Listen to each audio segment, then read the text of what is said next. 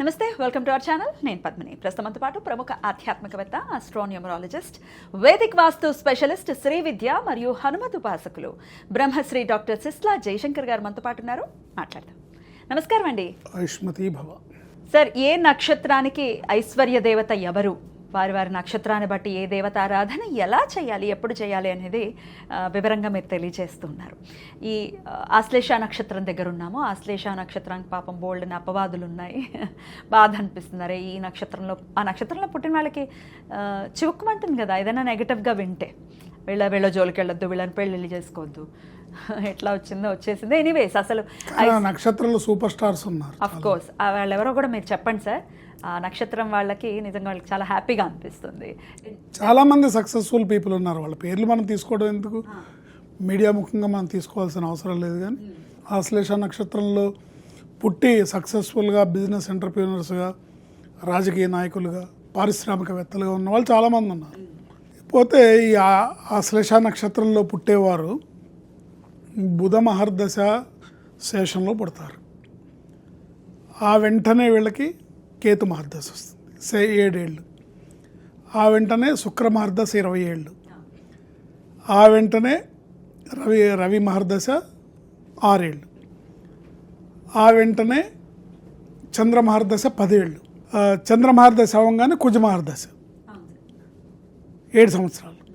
ఆ తర్వాత రాహు 18 సంవత్సరాలు. సో వీళ్ళ జీవితం నల్లేరు మీద నడకలా సాగాలన్నా, జాతక స్థితిరీత్యా గ్రహస్థితులు కొంచెం అటు ఇటుగా ఉన్నా కూడా ఎలాంటి సమయంలోనే వీళ్ళ జీవితం ఎటువంటి ఒడిదుడుకులు లేకుండా సాగాలంటే వీళ్ళు జీవితకాలం ఆరాధించాల్సిన దేవత గణపతి. అబ్బా, గణపతిని వీళ్ళు ఆరాధించాలి. ఎలా ఆరాధించాలి? సూర్యోదయానికి పూర్వమే వీళ్ళు లేచి గణపతిని ప్రార్థించాలి. అదొక జీవితకాలపు అలవాటుగా పెట్టుకోవాలి. తర్వాత మంగళవారం నాడు వినాయకుడికి తగు రీతిలో పూజించి, ఉండ్రాళ్ళు నివేదించి, జిల్లేడు పూలతో పూజ చేసి, ఉండ్రాళ్ళు, సున్నుండలు ఇవి నివేదించాలి. బుధవారం నాడు 21 అరటిపళ్ళు గణపతి ఆలయంలో సమర్పించడం అలవాటు చేసుకోవాలి. 21 అరటిపళ్ళు గణపతి దేవాలయంలో సమర్పించాలి. సంకష్టహరి చతుర్థి రోజు ఉదయం నుంచి ఉపవాసం ఉండి, సాయంత్రం ఆ సంకష్టహర చతుర్థి వ్రతాన్ని ఆచరించి, ఆ రోజు మీరు హోమం చేసుకున్నా కూడా చేసుకోవచ్చు ఓపుకుంటే, లేదా సంకష్టహర చతుర్థి వ్రతాన్ని ఆచరించి చుక్కను చూసి భోంచేయాలి. ఇలా జీవితకాలం వీళ్ళు పెట్టుకోవాలి. ఎందుకంటే ఈ ఆశ్లేష నక్షత్రం వాళ్ళు జీవితంలో తీసుకోవాల్సిన జాగ్రత్తలు ఏంటంటే, వీళ్ళు ఎవరికి కూడా బాకీలు పెట్టకూడదు. అంటే అప్పు తీసుకున్నది చెల్లించాలి. ఏమాత్రం ఎదుటి వాళ్ళు ఆర్థిక పరంగా వాళ్ళకి వీళ్ళు నష్టపరిచిన ఇది వీళ్ళకి చాలా ఎఫెక్ట్ పడుతుంది. కనుక ఎవరికి కూడా వీళ్ళు బాకీ పడకూడదు. ఏదన్నా బాకీలు ఉంటే వెంటనే తీర్చేసుకుంటూ ఉండాలి. తర్వాత ఈ నక్షత్ర జాతకులు పితృదేవత అనుగ్రహంతో పుడతారు. అందుకని పితృదేవతల ఎడల ఎటువంటి దోషాలు చేయకూడదు.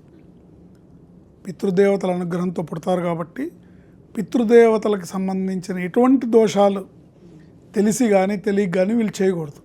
చేయకుండా జాగ్రత్త పడాలి. అంటే ఇంట్లో గతించిన పితృదేవతలకి శ్రాద్ధాది కార్యక్రమాలు, ప్రతి సంవత్సరం చేసే కార్యక్రమాలు, లేదా మహాలయ పక్షాల్లో చేసేవి కానివ్వండి, ఏ సమయంలో చేయాల్సిన ఆ సమయంలో లోభించకుండా, నిర్లక్ష్యం చేయకుండా పితృదేవతల ఎడల వీళ్ళు ఆ పితృదేవతల ప్రీతిని పొందాలి. ఎట్టి పరిస్థితుల్లో పితృదేవత శాపానికి వీరు గురి కాకూడదు. అది వీళ్ళ వంశాన్ని ఇబ్బంది పెడుతుంది. అందుకని ఏ ఈషన్ మాత్రం కూడా పితృదేవత ఆగ్రహానికి గురవకుండా అనుగ్రహాన్ని సంపాదించుకోవాలని మొత్తం ఇంత చెప్పేదాని సారాంశం అంతా అది. ఖచ్చితంగా ఒకంత కోపం ఎక్కువ వీళ్ళకి అని వింటూ ఉంటాను సార్. అన్నిటికీ రీజన్ అదే. కదా, ఒకంత అగ్రెసివ్గా ఉంటారు, డెసిషన్స్ కూడా అంతే చాలా ఫాస్ట్గా తీసుకుంటూ ఉంటారు, ఇంపల్సివ్గా ఉంటారు అనేది వింటూ ఉంటాం. ఇవన్నీ గణపతి ఆరాధనతో అన్నీ ఏవైతే నెగిటివ్ పాయింట్స్ ఉన్నాయో అన్ని నెగిటివ్ పాయింట్స్ పోయి వారి కుటుంబంలో వాళ్ళు ఈ ప్రక్రియ చేస్తున్న అంటే ప్రతిరోజు గణపతిని ఆరాధించాలి. మంగళవారం నాడు విశేషంగా గణపతిని జిల్లేడు పూలతో అర్చించి ఉండ్రాళ్ళు సున్నుండలు నివేదించాలి. బుధవారం నాడు 21 అరటిపళ్ళు స్వామివారికి 21 ప్రదక్షిణాలు చేసి ఆలయంలో సమర్పించడం మీరు ఒక అలవాటుగా పెట్టుకుంటే పెద్ద ఇవన్నీ ఖర్చుతో కూడుకున్న కానీ శ్రమతో కూడుకున్నవి కానీ కాదు, కానీ శ్రద్ధగా చేయాల్సినవి. శ్రద్ధాభక్తులతో కనుక చేసినట్టయితే తప్పకుండా వాళ్ళ కుటుంబంలో వాళ్ళు బ్రహ్మాండమైన ఐశ్వర్యవంతులు అవుతారు. గణపతిని ప్రధానమైనటువంటి దైవంగా ఖచ్చితంగా వీళ్ళు జీవిత పర్యంతం నిరంతరం స్మరించుకోవచ్చు. ఓం గం గణపతయే నమః అనుకోవచ్చు, ఓం శ్రీ మహాగణాధిపతయే నమః అనుకోవచ్చు. అంటే మహామంత్రాలు మనం కెమెరా ముందు చెప్పలేం కాబట్టి నామం మీకు ఏదన్నా ఉపదేశం ఉంది, మంత్రం ఉందంటే ఆ మంత్రాన్ని మీరు చక్కగా మానసికంగా నిరంతరం చేసుకోవచ్చు. అంటే ఇక్కడ మహామంత్రం అంటే చాలామందికి మహామంత్రాలు ఉంటాయి కానీ చాలా రకాల సందేహాలు ఉంటాయి.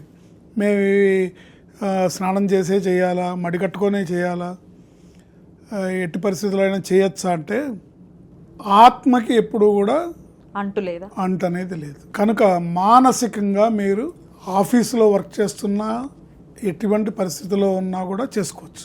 నిద్రపోయేటప్పుడు కూడా చేసుకోవచ్చు.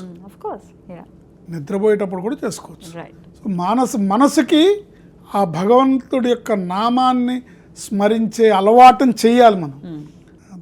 దాన్ని ఫ్రీగా వదిలేయకూడదు. ఫ్రీగా వదిలేస్తే ఎక్కడెక్కడికో వెళ్తుంది. సో ఆ భగవన్నామ స్మరణని మనం మనసుకు అలవాటు చేస్తే మీరు పెదవులు కదలకుండా, ఈ దవళ్ళు కదలకుండా, ఈ అంగిడి కదలకుండా ఎటువంటి మహామంత్రమైనా ఎటువంటి పరిస్థితిలో ఉన్నా చక్కగా చేసుకోవచ్చు. ఆడవాళ్ళైనా కూడా ఎవరైనా సరే. అంటే ఆడవాళ్ళు ఈ మంత్రం చేయొచ్చని మీకు ఏదైనా మంత్రం ఇచ్చారనుకోండి, ఆ మంత్రాన్ని మీరు చేసుకోవాలి. కానీ మీకు గురూపదేశం ఉంది. ఇప్పుడు మహామంత్రాలు అంటే గురూపదేశం ద్వారానే వస్తాయి, పుస్తకంలో చూసి చేసుకునేవి కాదు. సో ఒక గురువు, ఒక సద్గురువు మీకు ఈ మంత్రం చేయడానికి అర్హత ఉందని మీకు ఆ మంత్రం ఇచ్చారనుకోండి, ఆ మంత్రాన్ని మీరు సర్వకాల సర్వావస్థలందు మానసికంగా చేసుకోవచ్చు. ఎటువంటి ఇది లేదు. అద్భుతంగా వివరించారు సార్. ఇక నెక్స్ట్ వీడియోలో మఖా నక్షత్రం గురించి తెలుసుకుందాం. Thank you sir. నమస్తే. ఆయుష్మతి బాబు.